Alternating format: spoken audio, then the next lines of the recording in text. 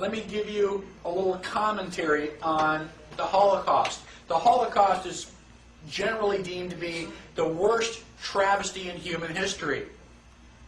5 or 6 million Jews. I don't know what the actual count was, but it was a lot of people. They did a genocide. They tried to wipe out an entire race. Hitler did not take Germany by force. He did not drive in with army tanks. Hitler was elected. Anybody have any idea what the vote count was? What his percentage of the total was? 98%.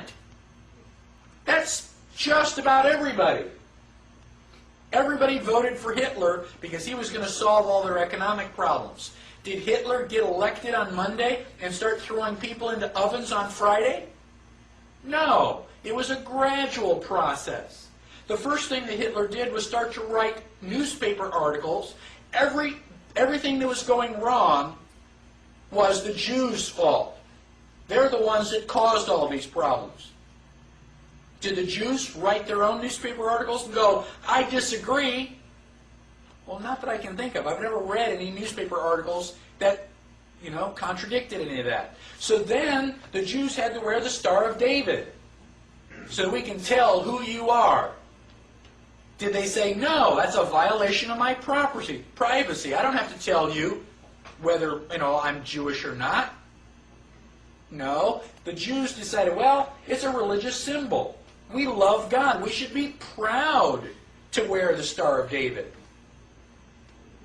Eventually, the Germans came in and they broke all of the windows in all of the Jewish businesses in one weekend. Saturday night was known as Kristallnacht, which is German for Night of Glass. You couldn't walk up and down the sidewalks because they were filled with glass. Did the Jews rise up and say, now, damn it, you're violating my property. You shouldn't do that? No. Gosh, we don't want to make the Germans any madder than they already are. We want to just kind of go along to get along. Don't piss them off. They've got guns. Eventually, the Germans are loading them up into cattle trailers on the train. Where do you think you're going? On vacation? Where do you think they're going to take you? Well, now you're cold and naked, and they're walking you into the ovens where you're going to go to mass execution. Is it time now to raise your hand and say, I tend to disagree with all of this? Bang! You're dead. It's too late to complain. You should have complained at the beginning, when you at least had a chance.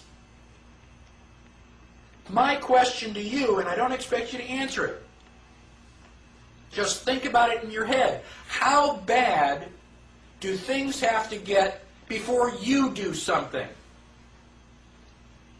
Do they have to take away all your property? Do they have to license every activity that you want to engage in? Do they have to be throwing you on cattle cars before you start to say, now wait a minute, I don't think this is a good idea? How long is it going to be before you finally resist and say, no, I will not comply? Period. That's a different answer for each person. Ask yourself now, because sooner or later you're going to come to that line, and when they cross it, what are you going to say? Well, okay, cross this line. Okay, now cross that line. Okay, now cross this line. And pretty soon you're in a corner. Sooner or later, you've got to draw a line and stand your ground, whether anybody else does or not. That is what liberty is all about. If you think I am radical, let me share with you some thoughts from some of the founding fathers. Thomas Jefferson said, and this country with its institutions belong to the people who, Thomas Jefferson, and what country can preserve its liberties if its rulers are not warned from time to time that this people preserve the spirit of resistance? Let them take arms. The tree of liberty must be refreshed from time to time with the blood of patriots and tyrants. right? We're talking bloodshed if necessary. Abraham Lincoln. This country, with its institutions, belongs to the people who inhabit it. Whenever they shall grow weary of their existing government, they can exercise their constitutional right of amending it, or their constitutional right to dismember or overthrow it. He also said, we the people are the rightful masters of Congress and the courts, not to overthrow the Constitution, but to overthrow the men who pervert the Constitution. How do you know if the Constitution has been perverted if you haven't read it?